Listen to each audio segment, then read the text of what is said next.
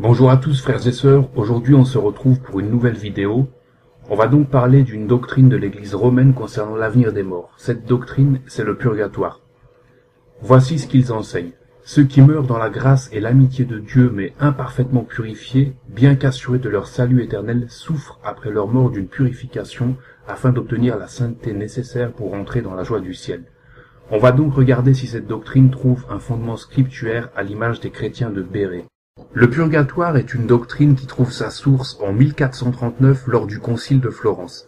Voici ce que nous pouvons lire. Nous déclarons que les âmes des véritables pénitents, morts dans la charité de Dieu, avant que d'avoir fait de dignes fruits de pénitence pour expier leurs péchés de commission ou d'omission, soient purifiées après leur mort par les peines du purgatoire, et qu'elles sont soulagées de ces peines par les suffrages des fidèles vivants, comme sont le sacrifice de la messe, les prières, les aumônes et les autres œuvres de piété, que les fidèles font pour les autres fidèles, suivant les règles de l'Église, et que les âmes de ceux qui n'ont point péché depuis leur baptême, ou celles de ceux qui étaient tombés dans le péché, en ont été purifiées dans leur corps, après en être sortis, comme nous venons de le dire, entrent aussitôt dans le ciel et voient purement la Trinité, les uns plus parfaitement que les autres, selon la différence de leur mérite.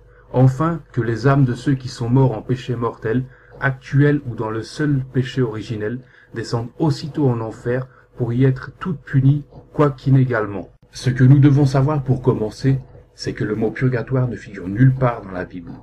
Pas une seule fois, les Saintes Écritures ne font allusion à un tel lieu de purification des âmes. Concernant le salut, la Bible parle uniquement du ciel ou du châtiment éternel. Nous allons donc méditer sur deux versets. Pour cela, je vous invite à ouvrir l'Épître aux Hébreux, chapitre 9, verset 22. La parole déclare « Sans effusion de sang, il n'y a pas de pardon ». Et dans 1 Jean chapitre 1, verset 7, le sang de Jésus, son Fils, nous purifie de tout péché. Vous voyez, tout a déjà été accompli par Jésus à la croix, et c'est notre foi qui sauve. On ne pourra jamais être plus pur que par le sang du Christ. L'apôtre Paul nous a déclaré « Étant donc justifiés par la foi, nous avons la paix avec Dieu par notre Seigneur Jésus-Christ. » Et à plus forte raison donc, maintenant que nous sommes justifiés par son sang, serons-nous sauvés par lui de la colère. Romains chapitre 5 versets 1 et 9. Justifié signifie être rendu juste aux yeux de Dieu et être délivré de la condamnation. Comment est-on justifié? Ce n'est pas par un long séjour dans le purgatoire, mais par la foi en la vertu rédemptrice du sacrifice de Jésus sur la croix. Voici ce que nous pouvons lire dans Romains chapitre 8 verset 1. Il n'y a donc maintenant aucune condamnation pour ceux qui sont en Jésus-Christ. Vous voyez, la Bible est très claire. Cette doctrine s'effondre d'elle-même. On va donc méditer sur quelques versets. Pour cela, je vous invite à ouvrir l'Évangile selon Luc, chapitre 23, versets 32 à 43. Voici ce que la parole dit. On conduisait en même temps deux malfaiteurs qui devaient être mis à mort avec Jésus. Lorsqu'ils furent arrivés au lieu appelé Crâne, ils le crucifièrent là, ainsi que les deux malfaiteurs, l'un à droite, l'autre à gauche. Jésus dit, « Père, pardonne-leur car ils ne savent pas ce qu'ils font. » Ils se partagèrent ses vêtements en tirant au sort. Le peuple se tenait là et regardait. Les magistrats se moquaient de Jésus, disant, « Il a sauvé les autres, qu'il se sauve lui-même s'il est le Christ, l'élu de Dieu. » Les soldats aussi se moquaient de lui, s'approchant en lui présentant du vinaigre. Ils disaient, « Si tu es le roi des Juifs, sauve-toi toi-même. » Il y avait au-dessus de lui cette inscription, « Celui-ci est le roi des Juifs. » L'un des malfaiteurs crucifiés l'injuriait, disant, « N'es-tu pas le Christ? Sauve-toi toi-même et sauve-nous. » Mais l'autre le reprenait et disait, « Ne crains-tu pas Dieu, toi qui subis la même condamnation?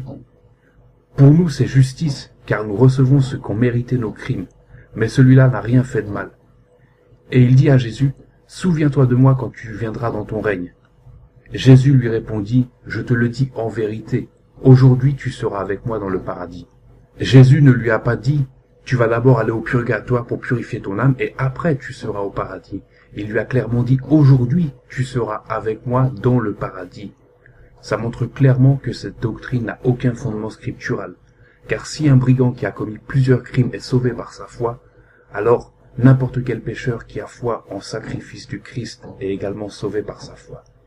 Alors, quelles observations on peut faire? Cette fausse doctrine, elle est malsaine pour trois raisons. La première est que, comme on a pu le voir, elle n'a aucun fondement scriptural. La seconde est que ceux qui croient en cette doctrine ne reconnaissent pas le sacrifice que Jésus a fait sur la croix. Et enfin, la troisième est que, comme on a pu le voir, cette doctrine décourage le pécheur d'avoir une vraie repentance et une relation réelle et personnelle avec Jésus-Christ. Pourquoi? Tout simplement car le pécheur va se dire « Mon âme sera purifiée plus tard au purgatoire, donc peu importe les péchés que je peux commettre ici.